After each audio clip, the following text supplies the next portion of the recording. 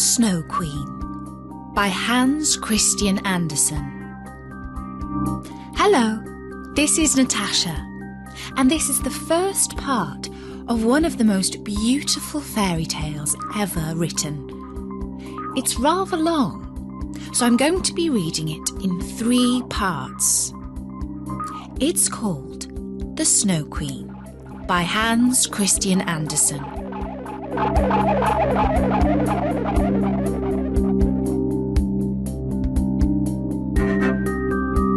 There was once a dreadfully wicked hobgoblin. One day he was in capital spirits because he had made a looking glass which reflected everything that was good and beautiful in such a way that it dwindled almost to nothing. But anything that was bad and ugly stood out very clearly and looked much worse. The most beautiful landscapes looked like boiled spinach, and the best people looked repulsive or seemed to stand on their heads with no bodies. Their faces were so changed that they could not be recognised, and if anyone had a freckle, you might be sure it would be spread over the nose and mouth. "That was the best part of it," said the hobgoblin. But one day the looking glass was dropped, and it broke into 1,000,000 billion and more pieces. And now came the greatest misfortune of all. For each of the pieces was hardly as large as a grain of sand, and they flew about all over the world. And if anyone had a bit in his eye, there it stayed. And then he would see everything awry, or else could only see the bad sides of anything. For every tiny splinter of the glass possessed the same power that the whole glass had. Some people got a splinter in their hearts, and that was dreadful, for then it began to turn into a lump of ice. The hobgoblin laughed till his sides ached, but still the tiny bits of glass flew about. And now we will hear all about it.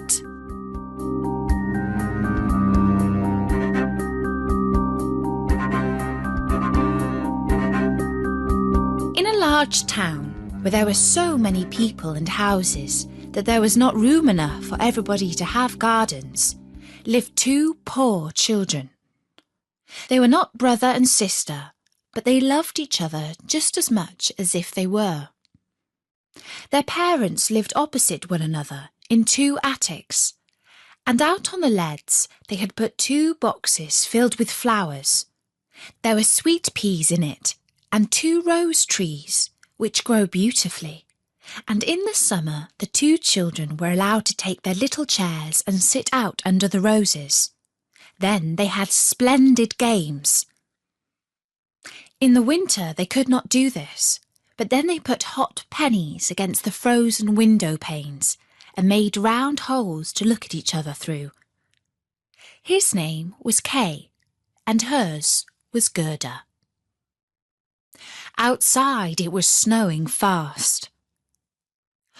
"Those are the white bees swarming," said the old grandmother. "Have they also a queen bee?" asked the little boy, for he knew that the real bees have one. "To be sure," said the grandmother.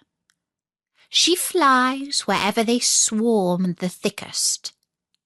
She is larger than any of them, and never stays upon the earth, but flies again up into the black clouds. Often at midnight she flies through the streets and peeps in at all the windows, and then they freeze in such pretty patterns and look like flowers." "Yes, we have seen that," said both the children. They knew that it was true. "Can the Snow Queen come in here?" asked the little girl. "Just let her," cried the boy. "I would put her on the stove and melt her." But the grandmother stroked his hair and told him some more stories. In the evening, while Kay was going to bed, he jumped up on the chair by the window and looked through the little hole. A few snowflakes were falling outside, and one of the largest lay on the edge of the window boxes. The snowflake grew larger and larger till it took the form of a maiden dressed in finest white gauze. She was so beautiful and dainty, but all of ice, hard, bright ice. Still, she was alive.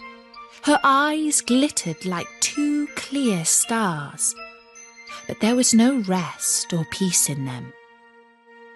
She nodded at the window and beckoned with her hand. The little boy was frightened and sprang down from the chair. It seemed as if a great white bird had flown past the window. The next day there was a harder frost than before. Then came the spring, then the summer, when the roses grew and smelt more beautifully than ever. Kay and Gerda were looking at one of their picture books. The clock in the great church tower had just struck 5, when Kay exclaimed, "Oh, something has stung my heart, and I've got something in my eye." The little girl threw her arms round his neck. He winked hard with both eyes. No, she could see nothing in them. "I think it's gone now," said he. But it had not gone.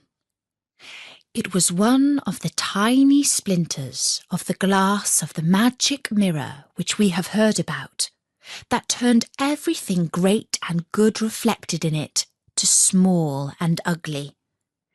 And poor Kay had also a splinter in his heart, and it began to change into a lump of ice.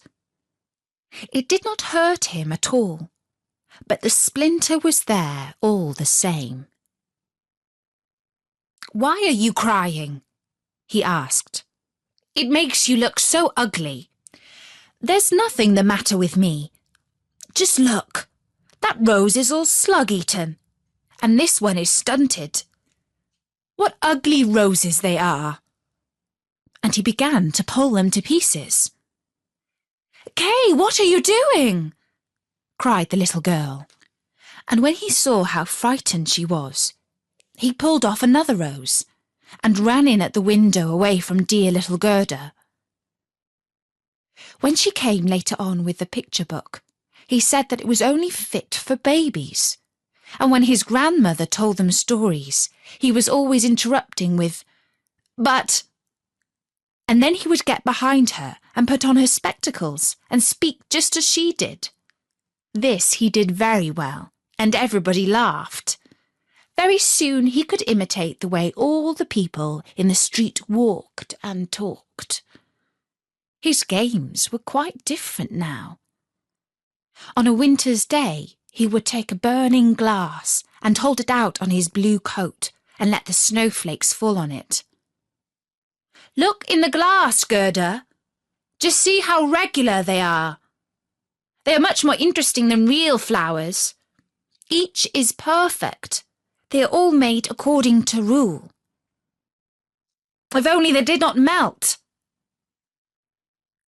One morning, Kay came out with his warm gloves on, and his little sledge hung over his shoulder. He shouted out to Gerda, "I am going to the marketplace to play with the other boys."